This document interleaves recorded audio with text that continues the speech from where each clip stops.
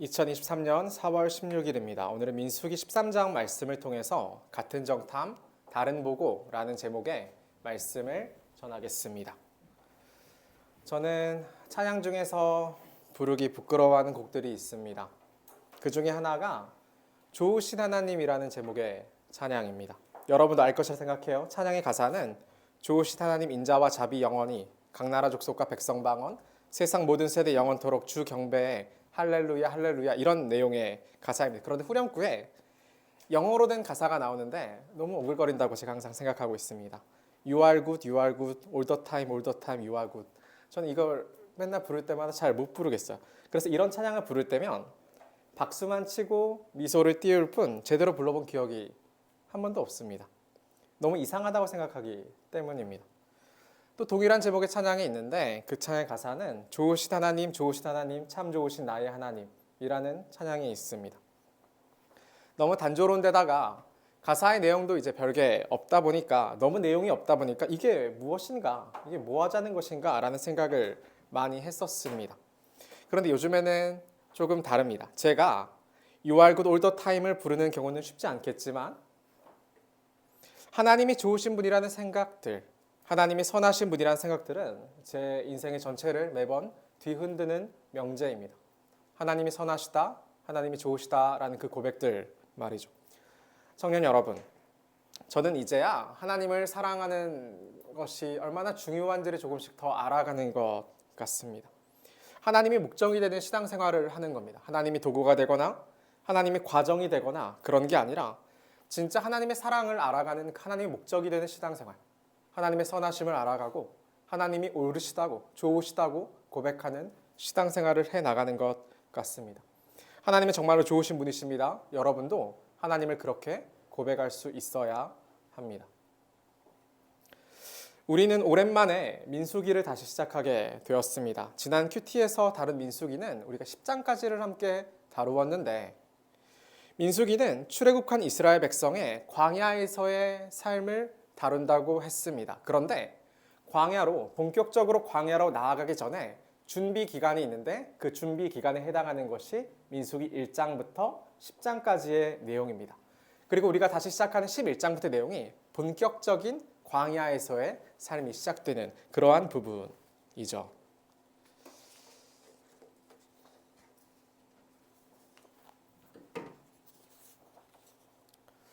11장의 시작은 우리에게 굉장히 익숙한 만나로부터 시작이 됩니다. 출애굽기에서는 이 만나라고 불리는 하나님이 주신 광야에서의 양식이 주어진 그 경위가 나타나게 되는데 여기 우리가 보게 된 민수기에서는 등장하지 않아요. 어느 순간 이미 만나가 주어지고 있었을 뿐입니다.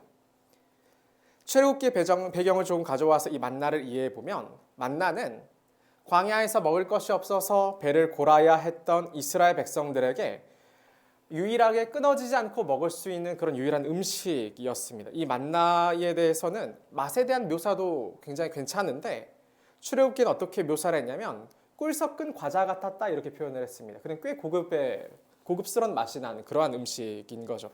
특이점이라고 하면은 이 만나가 어디서 났는지 알 수 없다는 것과 하루치에 먹을 것만을 거두고 다음 날에 새로 거두어야지 만약에 오늘 먹을 것 이상의 양을 거두었다가 남기게 되면 그 다음 날이 되면 벌레가 생기고 냄새가 나게 되었다. 그래서 못 먹게 되었다. 하루치만을 거둬야만 했다라는 게 특이한 부분입니다.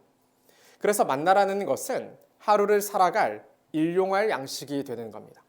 하루를 살아갈 하나님이 베푸시는 오늘을 살게 하시는 일용할 양식이 이 만나가 되는 것이죠. 그런데 이 민수기 11장에서는 만나가 등장하면서 어떠한 이야기가 이어지게 되느냐면 이스라엘이 하나님께 불평하는 것으로부터 시작이 되는 겁니다. 만나가 너무나 익숙해진 것이죠. 만나는 너무나 당연해진 것입니다. 이스라엘은 더 이상의 것을 달라고 요구합니다. 고기를 달라고 요구를 하는 거예요. 모세는 자기가 출애굽을 시켜서 이스라엘 백성들을 끌고 왔지만 그 이상의 필요를 채울 수 있는 능력이 없었습니다. 그러니 너무나 고통스러워요. 하나님 앞에서 어떻게 말씀하냐면 이 모세가 차라리 나에게 은혜를 베풀어서 나를 죽여주시면 좋겠다 그렇게까지 이야기를 해요. 굉장히 많은 스트레스를 받았을 것이라고 생각을 해봅니다. 열심히 광야로 이끌었지만 그것을 책임질 능력이 모세에게는 도무지 없는 것이죠. 그 능력이 누구에게 있으시냐면 하나님께 있다는 것을 보게 됩니다. 하나님은 모세에게 이스라엘에게 고기를 주시겠다고 말씀하셨습니다. 이 말씀이 어떻게까지 주어지느냐면 하루나 이틀이나 닷새나 열흘이나 20날만 먹을 뿐 아니라 냄새도 싫어하기까지 한 달 동안 먹게 하시리니 이는 너희가 너희 중에 계시는 여호와를 멸시하고 그 앞에서 울며 이르기를 우리가 어찌하여 애굽에서 나왔던가 함이라 하라.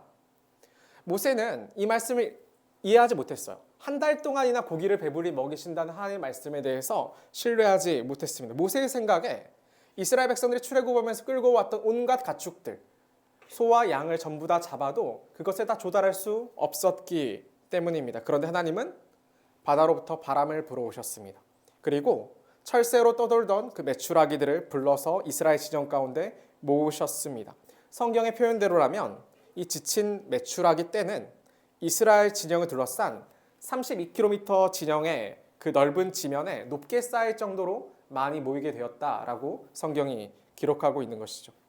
모세는 도무지 꿈꿀 수 없었던 대단한 하나님의 측량할 수 없는 권능이 나타난 사건입니다. 그런데 이 일은 축복으로 마치지는 않았습니다. 고기가 아직 이 사이에 있어 씹히기 전에, 이 말은 그 고기를 다 먹기도 전에 여호와께서 백성에 대하여 진노하사 심히 큰 재앙으로 치셨으므로 그곳의 이름을 기브롯 핫다와라 불렀으니 이것은 탐욕의 무덤이란 뜻이에요. 욕심을 낸 백성을 거기 장사함이었더라. 이스라엘 백성들은 이 쌓인 메추라기를 다 먹기도 전에 그들의 이 사이에 고기가 끼어 있는 채로 여호와 하나님을 향해서 불평을 주도했던 자들은 하나님의 심한 큰 재앙 가운데 심판을 당하게 됩니다. 그들은 다 죽어서 묻혔는데 그곳의 이름이 기브롯 핫다와 탐욕의 무덤이라고 불리게 됩니다. 지금 우리가 짧게 살핀 말씀은 이 민수기 11장의 내용인데 본격적으로 광야에서의 생활을 시작하게 된 그 이스라엘의 시작을 다루고 있습니다. 우리가 지난번에 1장부터 10장까지 다룰 때 가장 중요한 포인트는 어디에 있었냐면 성막에 있습니다. 성막에 있어요. 성막은 여호와 하나님과 이스라엘이 동행하는 것에 대한 내용입니다. 하나님이 동행해 주시는 것. 우리가 신앙생활이라는 것을 할 때 여러분이 마찬가지겠지만 가장 중요한 것이 무엇이냐면 하나님께서 나와 동행해 주고 계시는가? 나는 하나님과 함께하고 있는가? 이것이 가장 중요합니다. 하나님이 함께해 주신다고 말씀하시는 것. 하나님이 이스라엘을 떠나지 않고 그들과 함께 계시겠다고 약속해 주신 증표. 그게 바로 이 성막입니다. 좋으신 하나님, 선하신 하나님이 우리를 사랑해 주신다는 것, 그게 성막으로 나타나는 것이죠. 그런데 이스라엘 태도를 보십시오.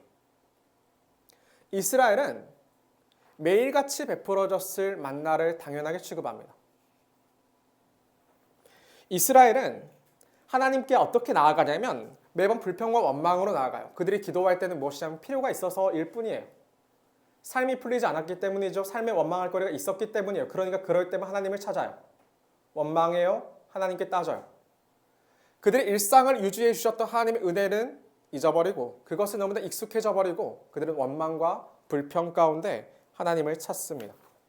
이 출애굽한 이스라엘 백성들은 너무나 쉽게 하나님을 협박하는데 애굽과 여호와 하나님을 저울질할 수 있을 것처럼 그렇게 이야기를 합니다. 그럼 우리는 다릅니까? 출애굽한 이스라엘은 하나님을 떠난 풍요를 자꾸 계산합니다. 하나님이 없었더라면 어떠한 풍요를 누릴 수 있었을까? 우리가 애굽에 있을 때에는 값없이 공짜로 생선과 오이와 참외와 부추와 파와 마늘들을 먹은 것이 생각나거든요. 그런 적 없어요. 이스라엘은 종살이를 했어요. 이스라엘은 애굽에서 종이었어요. 그러니까 그들은 매번 노역 가운데 시달렸어요. 근데 그들은 그렇게 꿈꿔요. 하나님이 없었더라면, 교회 안 나왔더라면 더 성적을 잘 받았을 텐데, 교회 안 나왔더라면 더 많은 돈을 벌 수 있었을 텐데, 교회 안 나왔더라면 친구들과 만나서 더 큰 즐거움을 누릴 수 있었을 텐데. 그런데 하나님이 굳이 우리를 부르셔서 이토록 우리를 괴롭게 하신다라고 말했던 게 이스라엘의 표현인 것입니다. 값없이 누리는 것은 하나님이 베푸신 은혜밖에 없는 겁니다. 애굽에서 살면 종살이일 뿐이에요. 저는 일용할 양식을 구하게 되는 주기도문의 기도를 드릴 때면 오늘을 살게 하신 분이 하나님이시라는 것을 다시 상기해냅니다. 우리가 살아가는 것. 제 힘으로 할 수 있는 건 아무것도 없었어요. 제가 태어나는 것, 제가 살아오는 것, 앞으로 살아갈 것. 어느 것 하나 제 힘으로, 제 자신으로 된 것이 아무것도 없었으면 여러분은 다르겠습니까? 다 똑같죠, 인생이라는 건. 그런데 이스라엘은 끊임없이 여호와 하나님에 대한 신뢰와 사랑이 아니라 불평과 원망과 거래의 관계를 맺더란 말입니다. 그런 것이죠. 여호와 하나님이 목적이 아니라 매번 거쳐 지나가는 도구가 되더란 말이죠. 도구고 수단이고 과정이다, 이렇게 이야기하는 겁니다. 여호와 하나님이 우리에게 행하신 일들, 매일같이 베푸신 만나는 잊어버리고 고기를 구하는 겁니다. 고기를 먹고 싶어하는 게 왜 문제가 되겠습니까? 그런데 이스라엘 태도가 문제가 되는 겁니다. 은혜를 값없이 베푸시며 광야에서 먹이시고 입히시는 여호와 하나님을 향한 태도가 문제가 되는 거예요. 여호와 하나님이 이스라엘 가운데 장막을 허락하셨어요. 하나님과 동행할 수 있기를 원하셨고 그것을 허락하셨을 것은 하나님으로 말미암아 이스라엘을 산다는 것이고, 하나님이 이스라엘을 그만큼 사랑하신다는 이야기고, 하나님이 이스라엘 가운데 신뢰받고 싶으시다는 그러한 표현이었어요. 하나님과 온전히 동행하면 그때 이스라엘은 무엇을 누리냐면 기쁨과 평화를 누리더라. 이스라엘 하나님 안에 있을 때야 그제야 그들이 생명을 누리는 것을 경험하게 되는 겁니다. 그게 우리의 신앙생활입니다. 하나님이 얼마나 좋으신 분이신지, 하나님이 얼마나 선하신 분인지를 이해하고 더욱더 알아가게 되는 것. 신앙생활입니다. 그런데 이스라엘 하나님과 동행함이 없어요. 그러니까 만나를 주시는 것도 잊어버리고 불평하고 원망. 그게 11장의 말씀입니다. 오늘 보게 되는 13장의 말씀에서는요, 12정탐꾼이 가나안 땅을 정탐한 그런 부분입니다. 유명하죠. 우리는 오늘 말씀을 통해서 하나님과 동행하는 것이 무엇인지를 생각할 수 있어야 합니다. 오늘 말씀을 통해서 하나님과 동행하는 삶을 살 수 있기를 바랍니다. 13장의 시작은 여호와 하나님께서 허락하신 이 가나안 땅을 정탐하는 장면입니다. 모세는 12지파의 지도자들을 세워서 12정탐꾼을 꾸려서 가나안 땅을 정탐하게 했습니다. 그냥 민수기만을 보게 되면 하나님이 정탐을 하라고 그렇게 명령하신 하나님의 뜻이라고 알 수 있는데, 그런데 신명기를 보면 그 속사정이 조금 다릅니다. 제가 20절부터 읽어볼게요. 내가 너희에게 이르기를 우리 하나님 여호와께서 우리에게 주신 아모리 족속의 산지에 너희가 이르렀나니 너희의 하나님 여호와께서 이 땅을 너희 앞에 두셨은즉 너희 조상의 하나님 여호와께서 너희에게 이르신 대로 올라가서 차지하라.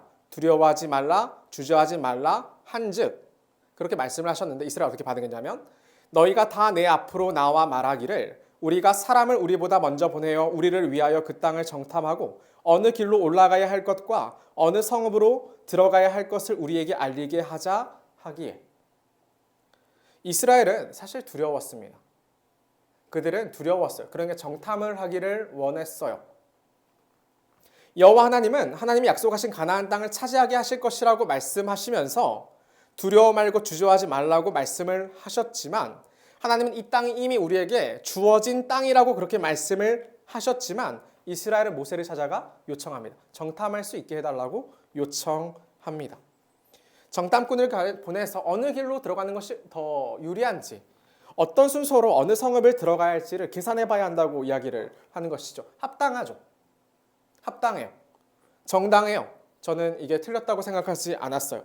이스라엘은 여호와 하나님께 모세를 통해서 그렇게 요청을 했는데, 만약 이것이 하나님 앞에 순종을 위한 요구라면 정당해요. 정당하죠. 삶을 살 때, 여러분 신앙생활을 할 때 맹목적인 순종이 필요할 때가 있어요. 하나님의 뜻이 이해가 안 될 때가 있거든요.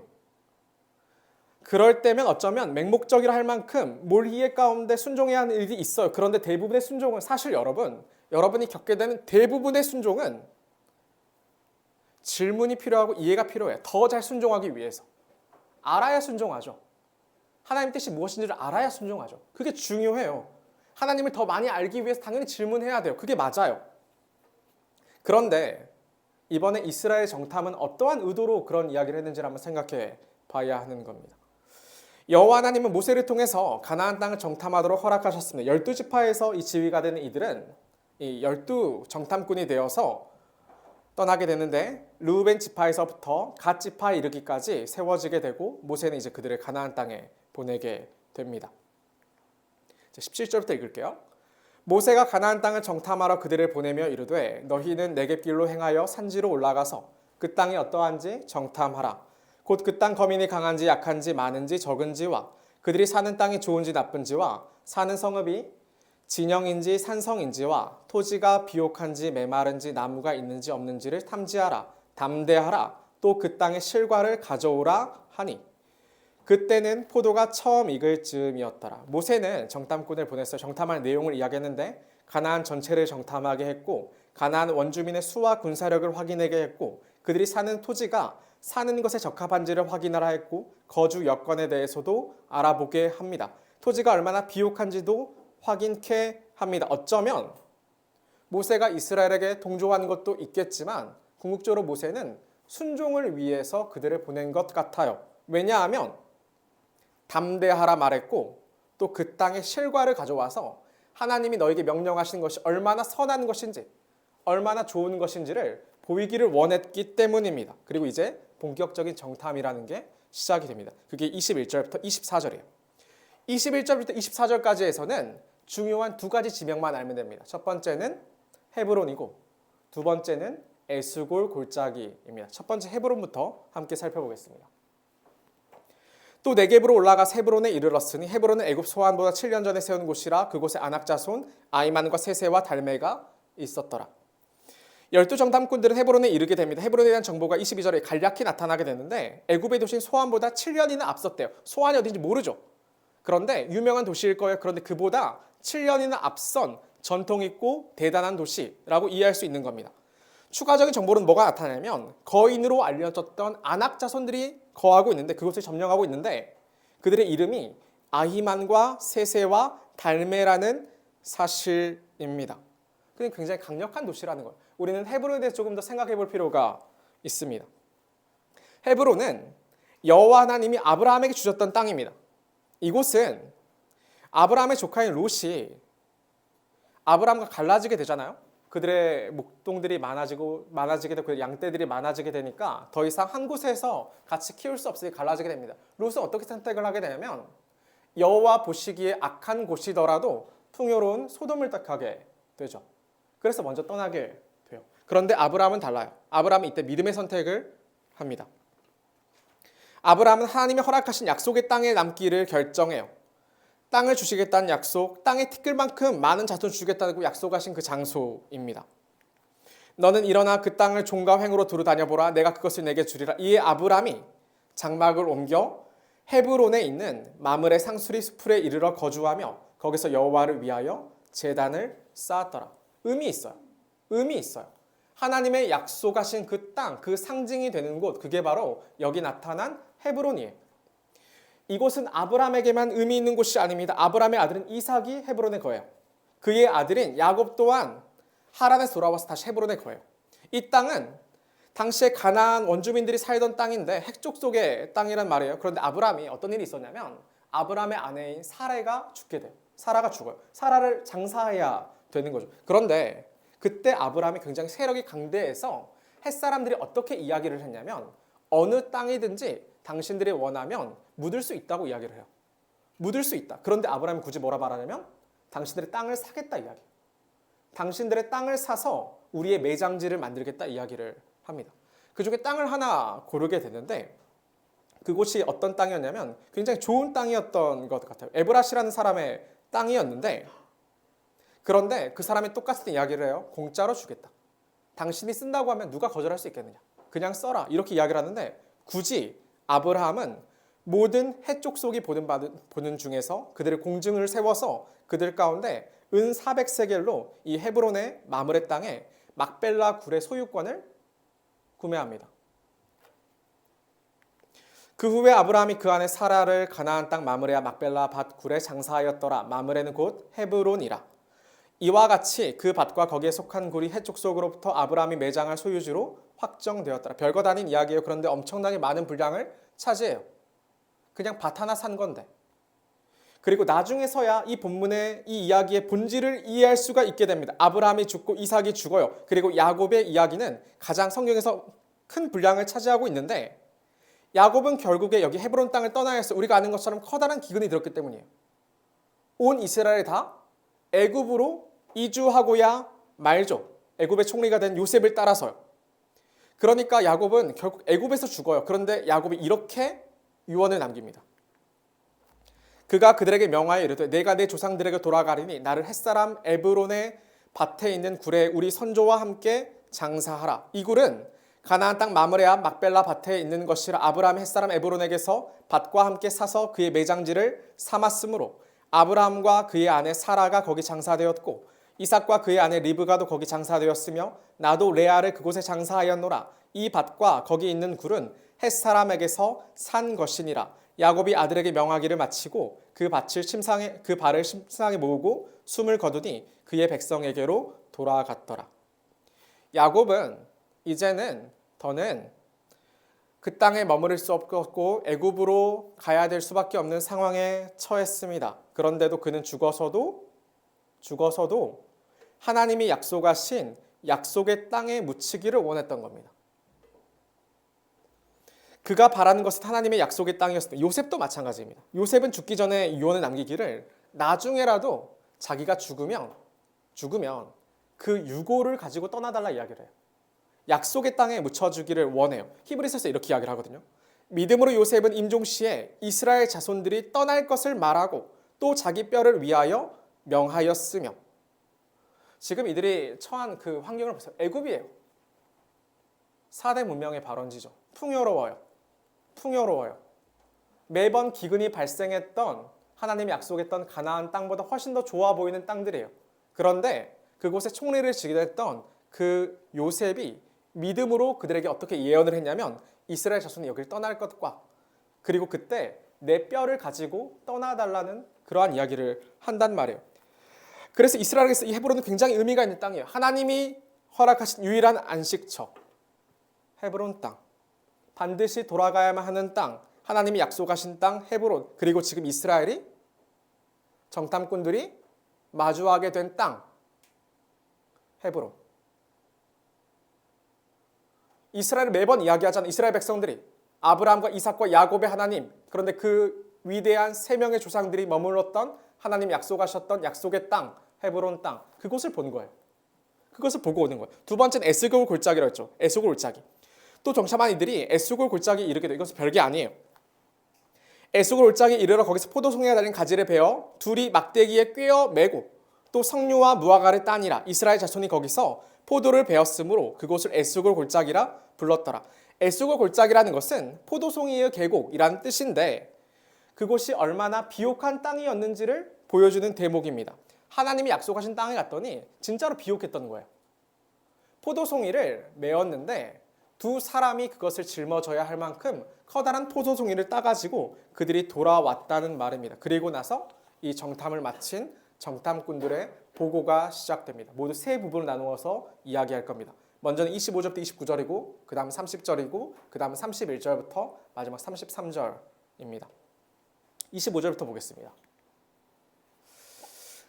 40일 동안 땅을 정탐하기를 마치고 돌아와 바라는 광야 가데스에 이르러 모세와 아론과 이스라엘 자손의 온 회중에게 나와 그들에게 보고하고 그 땅의 과일을 보이고 모세에게 말하여 이르되 당신이 우리를 보낸 땅에 간즉 과연 그 땅에 젖과 꿀이 흐르는데 이것은 그 땅의 과일이니이다. 과연 그러하나이다. 과연 하나님은 선하시더이다. 하나님 말씀에 순종하는 것은 정말로 선하고 좋은 것이더이다. 그런데 말이 거기서 끝났으면 좋았을 텐데 거기서 끝나지 않죠. 오히려 그것보다는 이 28절부터에 훨씬 더 중점을 두고 말해요. 그러나 그 땅의 거주민은 강하고 성읍은 견고하고 심이 클 뿐 아니라 거기서 안악자손 거인들을 보았나니 아말렉인은 남방 땅에 거주하고 헤딘과 여부스인과 아모리는 산지에 거주하고 가나안인 해변과 요단가에 거주하더이다. 그러니까 남방 땅과 산지와 해변과 요단가에 어느 곳 하나 빈 곳이 없이 다 이방 민족들이 차지하고 있더이다. 무슨 말을 하고 싶은 거냐면 우리가 들어갈 수가 없더이다. 정탐꾼들의 보고죠. 정탐은 성공적이었습니다. 애초에 알고자 했던 모든 것을 다 알아낸 것 같았습니다. 그런데 보고하는 방식이 문제가 됩니다. 그들의 보고에는 정탐꾼들이 갖는 두려움이 묻어나요. 하나님의 약속처럼 비옥했고 그 증거로 큰 포도송이를 가져왔는데 그런데 28절에 그러나로 시작되는 것은 우리가 가나안 땅에 들어가지 못할 여러 가지 명료한 이유들이 언급되고 있는 것이죠. 삶에서도 마찬가지예요. 그러나로 시작되는 순종하지 못할 이유들이 너무나 많지요. 너무 많아요. 이스라엘은 하나님의 구원을 향해 가는 여정을 지금 걷고 있는데 그들의 삶에 너무나 큰 그러나가 생겨버린 겁니다. 가나안이라는 것은 하나님의 말씀을 따라 순종하는 삶의 지향점이죠. 그런데 가나안에 들어가지 못할 것 같은 이유들이 생겼습니다. 큰 문제예요. 해결하고 노력하고 기도해야 할 문제가 아니라 그들에게 있어서 청년 여러분, 가나안에 들어가지 않아도 되는 이유로 바뀌게 되었기 때문입니다. 신앙생활 하는데 어려움이 생겼어요. 그런데 그게 그들이 어떻게든 극복하고 기도해야 될 내용이 아니라 순종하지 않아도 될 이유가 돼버리단 말입니다. 하나님의 뜻이라는 게 분명하지만 여기에 장애물들이 있어서 어려움이 있어 순종하지 않아도 되는 것처럼 생각하던 이들이 이스라엘 가운데 생겨버린 것이죠. 일어나세요, 여러분. 일어나세요.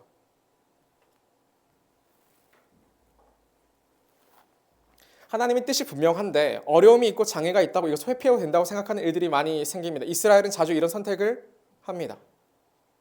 앞서 했던 이야기를 반복해야 되는데요.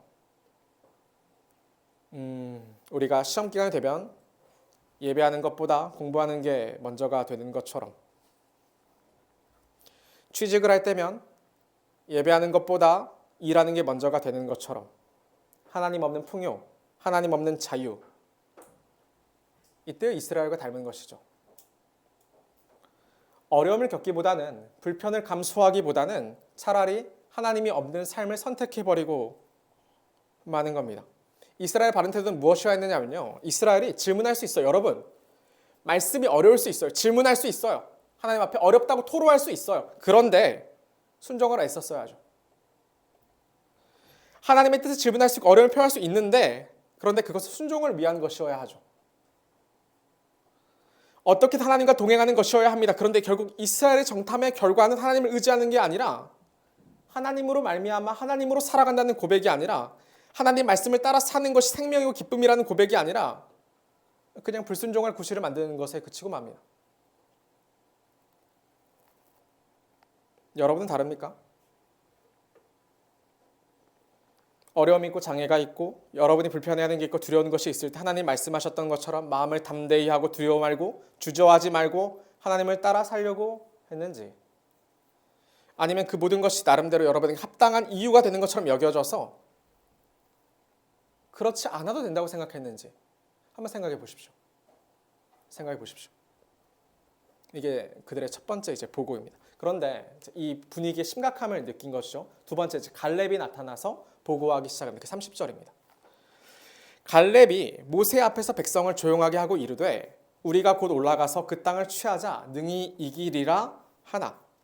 12 정탐꾼 가운데 하나였던 이 갈렙은 웅성대면서 동요하는 백성들을 보게 됩니다. 그리고 그들을 조용히 하게 합니다. 그리고 갈렙이 올라가서 가나안을 취하자 능히 이길 것이다, 그렇게 이야기를 했습니다. 분명히 40일간 같은 것을 모았습니다. 갈렙과 정탐꾼들은요. 그런데 다른 보고를 해요. 앞에 있는 사람들은 아무도 취하지 못한다 했고 갈렙과 여호수아는 이길 수 있다고 이야기를 하는 겁니다. 이 자신감의 기초는 뭐냐면 여호와 하나님과의 동행인 거죠. 하나님이 이 땅을 너희에게 주셨다고 하나님이 보증해 주셨기 때문인 겁니다. 하나님이 그렇게 하시겠다고 약속하셨기 때문에 힘이 있어서가 아닙니다. 오늘 셀라에서 한 마지막 찬양이 이산지를 내게 주소서라는 찬양이에요. 이 찬양의 배경은 여호수아 14장입니다. 여호수아 14장에 이렇게 나타나요. 나와 함께 올라갔던 내 형제들은 백성의 간담을 높게 하였으나 나는 내 하나님 여호와께 충성하였으므로 그날에 모세가 맹세하여 이르되 네가 내 하나님 여호와께 충성하였은즉 네 발로 밟는 땅은 영원히 너와 네 자손의 기업이 되리라 하였나이다. 12절에 그날에 여호와께서 말씀하신 이 산지를 지금 내게 주소서. 당신도 그날에 들으셨거니와 그곳에는 여전히 아낙 자손이 있고 그 성읍들은 크고 견고할지라도 여호와께서 나와 함께 하시면 내가 여호와께서 말씀하신 대로 그들을 쫓아내리이다 하니. 지금 보게 되는 여호수아 14장은 방금까지 살폈던 민수기 13장과는 사실 시간적 격차가 있어요. 민수기 13장에서의 갈렙의 나이는 몇 살이냐면 40살, 점쪽, 팩이 있어요. 힘이 있는 나이예요. 그런데 여호수아 14장에서의 갈렙은 85살이 된 할아버지예요. 시간이 많이 흘러버렸어요. 85살이나 되어버렸어요. 늙어버린 할아버지가 되는 거예요. 그런데 갈렙은 여호수아서에서 가나안 땅을 점령하면서 그 정복하게 될 때에 여호수아에게 이 헤브론 땅을 달라고 강하게 요청해요. 강하게 요청해요. 이 땅은 여전히 강대한 땅이에요. 이 땅은 여전히 거인인 아낙 세력들이 지배하던 땅이고 서금은 크고 견고해요. 그런데 85세의 늙은 갈렙은 여전히 이 땅을 바라고 소망해요.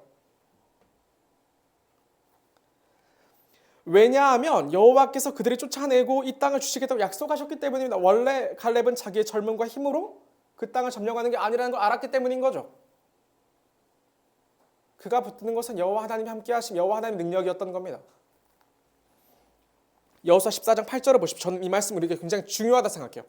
8절이요. 맨 위에 있는 절인데 어떤 이들은 어떤 앞선 이들은 어떤 우리들 가운데 남들이 이끌어가는 지도자라 불리는 이들은 백성의 간담을 높게 만들어요. 두렵게 만들어요. 말씀을 순종해야 할 때 말씀의 뜻이 보일 때 여기에 순종하지 못하게 두려움을 심어요. 이 10명의 정탐꾼처럼. 어떤 이들은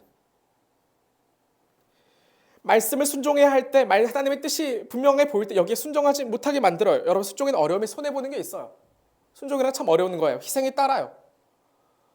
그러면 또 물어야 되는 겁니다. 순종하지 않으면 어쩔 거예요? 순종하지 않는다는 선택지는 없어요. 순종하지 않는 것은 불순종이기 때문이에요.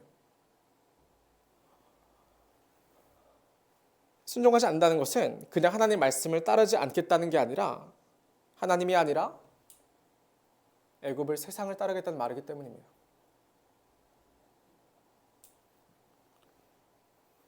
그런데 10명의 정탐꾼들은 이들은 백성들의 지도자의 위치에 있었으면서 순종 이외의 선택지가 있는 것처럼 표현해요. 여러분은 순종을 독려하는 자들입니까? 불순종을 조장합니까?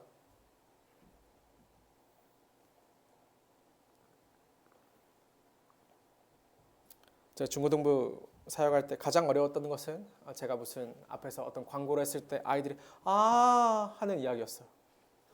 너무 싫었어. 너무너무 싫었어. 그 한마디로 모두의 분위기가 결정이 돼버렸어. 믿음의 일을 하려 했는데 신앙이란 것을 훈련해보려 했는데 소리 내는 애들은 조용한 애들은 내지도 않아. 마이너한 애들은 내지도 않아. 메이저한 애들이 되는 거야. 앞선 애들이. 여러분은 어떤 일이에요? 사람들이 하나님의 일에 힘을 더하는 사람들이에요? 아니면 하나님의 일을 못하게 만들어요? 앞장선 사람들이 여러분 교회의 일이 하나님의 일은 아니죠. 그런데 교회의 일이 하나님의 일이 되게 하려고 애써야죠. 왜 예배를 우리가 거룩하게 지키려고 애써요? 왜요? 왜 팬모임 우리 열심히 하려고 애써요? 왜 교회 행사 하나님 앞에 올바르게 하려고 애써요? 왜요? 여러분은 거기 힘을 더하는 사람들을 빼는 사람들이에요. 생각해 보세요. 생각해 보세요. 그런데 이 갈렙이 말해요. 그러나 나는 내 하나님 여호와께 충성하였으므로. 그가 그렇게 이야기해요. 제가 갈렙을 봐요. 다시 봐요. 제가 갈렙과 갈 수 있을까? 다시 봐요. 다시 봐요. 안타깝게도 이 갈렙은 대세를 바꾸어내지 못했어요. 그러니까 교회는 사실 어쩌면 다수결에 의해서 가는 것이죠. 안타깝게도. 갈렙은 대다수 흐름을 바꾸어내지 못했어요. 여호수아와 갈렙을 제외한 10명의 정탐꾼들은 이제 또다시 이어진 31절부터 이제 완벽한 완연한 결론에 이르러 버리고 마는데 우리가 능히 올라가서 그 백성을 치지 못하리라 그들은 우리보다 강하니라 하고 이게 그들이 내린 결론이에요. 불순종을 선택하죠. 어떻게 불순종을 선택해? 그런데 그들의 삶이 그래. 불순종하기를 선택해버려. 그와 함께 올라갔던 사람들이 이르되 우리가 능히 올라가서 그 백성을 치지 못하리라 그들은 우리보다 강하리라 하고 이들은 하나님과 동행하지 않는 자들입니다. 하나님의 능력을 구하지 않는 자들이고 하나님 말씀을 따라 사는 것이 기쁨인 것을 모르는 자들이에요. 하나님이 좋으시다는 것, 하나님이 선하시다는 것을 모르는 자들인 겁니다. 하나님이 그들의 조상에 약속하신 헤브론 땅을 보았고 정말로 그 땅 가운데 풍성한 포도가 있다는 것을 보았는데도 결국 불순종을 선택해요. 결정해. 웃기는 표현이죠. 불순종을 결정한다는 것이요. 많이들 있는 일이에요. 어떤 위치에 있든지 우리가 올라서게 되는데 어떤 결정이든 어떤 영역이든 그 영향력을 미치게 되는데 중고등부 아이들은 여러분을 보고 자기들의 신앙의 미래를 봐요. 아세요? 청년부에서는 청년부에 있는 좀 나이 있는 청년들을 보고 우리 애기들이 자기들의 미래를 봐요. 여러분의 결정을 보고 여러분의 삶을 보고 여러분의 태도를 보고 당연하지. 그런데 그 결과가 불순종에 대한 선택이면 공동체는 망가지는 거야. 세상은 광야길입니다. 이스라엘은 광야를 거쳐야 했습니다. 광야를 통해 가나안에 들어가기를 위한 것입니다. 가나안에 들어가는 것, 그러니 하나님의 말씀을 따라 순종해 가는 것. 그렇게 살아갔을 때 하나님의 말씀이 얼마나 선하고 하나님이 좋으신 분인지를 고백하는 것, 그게 우리의 신앙생활인 겁니다. 민수기 1장부터 10장은 광야의 삶을 준비하는 내용이라고 했습니다. 핵심은 여호와 하나님과 동행하는 것입니다. 하나님은 이것을 위해 율법을 주셨고 제사 제도를 주셨고 성막을 주셨습니다. 하나님과 동행하는 하나님의 백성으로 살게 하기 위함입니다. 그런데 보십시오. 그들 가운데 여전히 성막이 있어요. 제사가 제도가 있어요. 그들 가운데 율법이 있어요. 그런데 어떻게 민족의 지도자들이 여호수아와 갈렙을 제외한 모든 백성들이 여호와 하나님과 동행한다고 하면서 하나님의 백성이라고 말하면서 하나님과 전혀 무관한 선택을 해버리고 말아요. 진정으로 하나님과 동행하는 것은 무엇을 생각하십니까? 생각하십시오. 고민하십시오. 생각하십시오. 진지하게 돌아보십시오. 많은 이들이 하나님의 백성이라고 말합니다. 많은 애들이 하나님과 함께 한다고 이야기를 합니다. 많은 이들이 하나님이 선하시다고 좋으시다고 찬양도 해요. 많은 이들이 그렇게 자기를 기독교인으로 인식해 하나님을 아버지라고 불러요. 그런데 정말 하나님과 동행하고 있습니까? 말씀을 정리해야 됩니다. 청년 여러분, 오늘 말씀은 익숙합니다. 너무나 많이 들었던 이 말씀이고 너무나 익숙한 스토리입니다. 민수기의 커다란 분기점이 되는 사건인데 이 가데스 바네아에서의 불순종에 관한 사건입니다. 그리고 오늘 말씀은 하나님과 참되게 동행하는 것이 무엇인지에 대한 말씀입니다. 하나님은 이스라엘과 동행을 바랐습니다. 제가 매번 이야기하지만 성경을 읽을 때마다 하나님이 왜 이렇게까지 하시는가를 잘 이해가 안 됩니다. 전능한 하나님, 천지를 창조한 하나님, 세상 모든 것보다 크시며 시간과 공간을 넘어 계신 하나님이 그 모든 인생을 지으신 하나님이 왜 우리 가운데 가까이 오셔서 자신의 사랑을, 선함을, 좋음을 알리려 하시는가? 그냥 자기의 강함만 표출하면 되잖아요. 하나님은 안 그래. 왜냐하면 하나님은 정말 좋으신 분이기 때문에. 우리가 하나님을 오해하는 것은 세상에 대한 오해도 깔려 있는데 우리는 세상을 사랑하죠. 여기선 애굽이라고 세상이 대표되는데요. 이스라엘은 애굽의 생활을 사랑합니다. 애굽의 삶이 그 기억이 왜곡되고 미화되어 있는데 애굽의 삶이 정당하고 풍요롭다고 착각합니다. 눈을 크게 뜨고 보십시오. 세상은 아름다운 곳이 아닙니다. 여러분, 아담과 하와가 에덴에 쫓겨난 이후로 그들은 만족할 수 없는 삶을 삽니다. 하와가 생명을 낳죠. 출산하죠. 근데 고통이 따라요. 생명을 낳는데 죽음을 생각하게 돼. 그게 인생이에요. 아담이 열심히 땀을 흘려야만 엉겅퀴가 나고 가시덤불이 자라는 먹을 것이 없는 땅에서 자기의 노력에 합당하지 못한 결과를 먹고 살아. 그러니까 인생은 결핍인 거지. 그런데 하나님의 백성이라 불리는 이들도 하나님을 따라 살지 않으면서 그러면 애굽에서의 삶이 풍요고 기쁨이고 넘치는 것일 것이라고 생각하고야 말더란 말입니다. 최근에 마약 중독의 문제가 자꾸 언급이 되는데 요즘에는 하수처리장에서 마약이 검출되는지를 보고 얼마나 마약이 퍼졌는가를 알 수 있는 것 같습니다. 우리나라 하수처리장 모든 곳에 마약이 검출되었다는 기사를 보는 거죠. 처참한 거죠.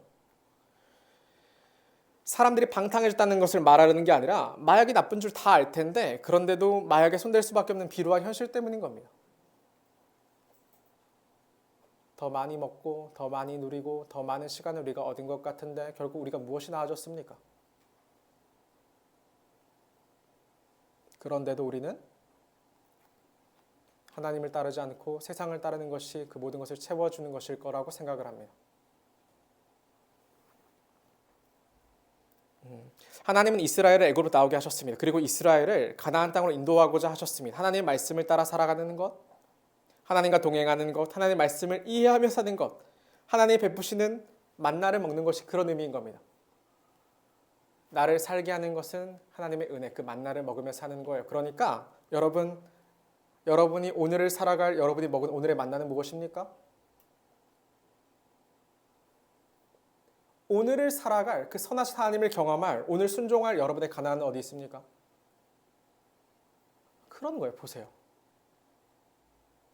하나님을 믿는다 말하는데 매번 하나님의 뜻이 우리 맨날 불분명해. 무엇을 순종해야 될까를 고민하지 않아. 어떤 것이 정말로 하나님의 뜻인지에 대해서 치열하게 생각하지 않아. 그냥 교회 와. 그냥 교회 가. 일 있으면 빠져. 일 있으면 지각해. 그래도 괜찮아. 그런데 하나님이 선하다고 노래를 불러. 저는 매일 만나를 주신다는 걸 경험했어요. 매일 만나를 주신다는 것을 이 말씀이 더 분명해지더라고요. 말씀을 주시는구나. 그리고 그 말씀대로 살아가는 것이 기쁨이고 선이며 우리를 살게 하는 것이라고 하나님이 오늘도 나에게 생명을 주시는구나. 그런데 나는 만나로 만족하지 못하고 고기를 달라고 때 쓰는구나. 고기를 먹으면 만족할 것처럼.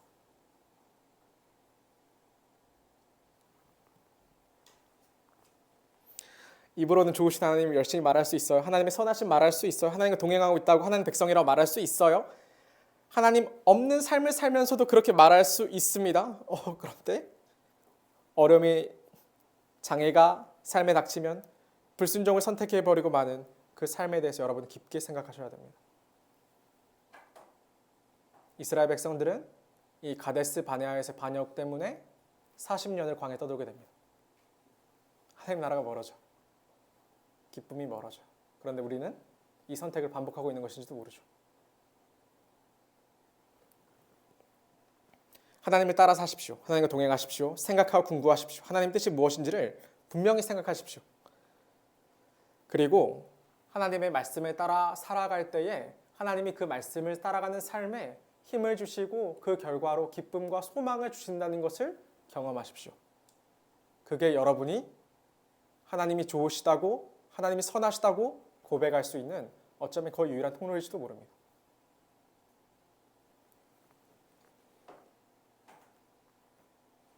우리는 같은 세상을 살아갑니다. 그런데 같이 살아가면서도 누구는 불순종하고 누구는 순종합니다. 청년 여러분, 순종한 여러분이 되십시오. 하나님과 참으로 동행하는 여러분이 되십시오. 그리고 하나님과 동행함으로 하나님이 허락하신 그 기쁨에 참여하는 여러분이 되시고 제가 될 수 있기를 간절히 바랍니다. 우리 같이 기도할까요?